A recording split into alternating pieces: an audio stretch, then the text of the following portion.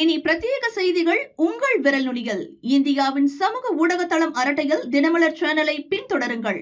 சத்தீஸ்கர் மாநிலம் பஸ்தர், நாராயண்பூர், தந்தேவாடா, பிஜ்பூர் உள்ளிட்ட பகுதிகளில் பதுங்கி வாழும் நக்சல்களை சரணடைய செய்யும் நடவடிக்கைகள் தீவிரப்படுத்தப்பட்டுள்ளன.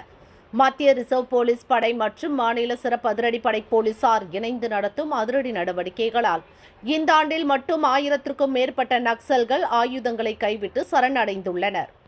போலீஸை எதிர்த்து சண்டையிட்டு நூற்றுக்கணக்கான நக்சல்கள் மாண்டனர்.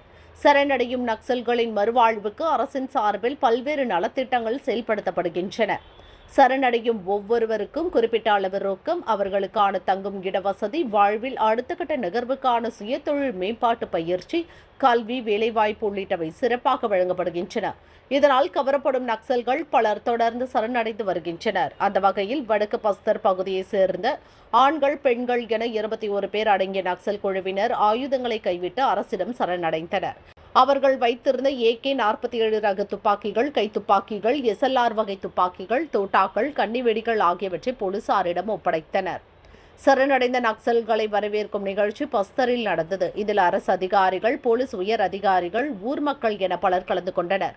வடபகுதியில் பதுங்கியிருக்கும் நக்சல்கள் உடனடியாக ஆயுதங்களை கைவிட்டு போலீசில் சரணடைய வேண்டும் என பஸ்தர் IG சுந்தர்ராஜ் அழைப்பு விடுத்துள்ளார். 13 महिला माओवादी कैडर और 8 पुरुष माओवादी कैडर, लगभग 18 वेपन जिसमें AK-47, इंसास, SLR इस प्रकार का ग्रेडेड वेपन भी शामिल रहा।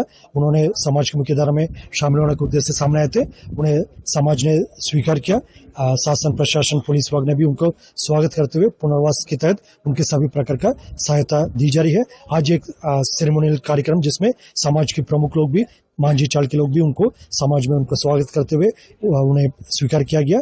और आने वाले समय में हमें पूरा विश्वास है अन्य जो शेष माओवादी कैडर अभी भी जंगल में बंदूक लेकर जो हिंसात्मक गतिविधि को अंजाम देने के लिए यदि कोई विचार कर रहा है, उनके पास भी एक ही विकल्प है, हिंसा त्याग कर समाज की मुख्यधारा में शामिल होने का उद्देश्य आना चाहिए। अन्यथा जिस तरीके से हमारा अभियान जारी है उसमें उनका गंभीर परिणाम को भुगतना पड़ जाएगा।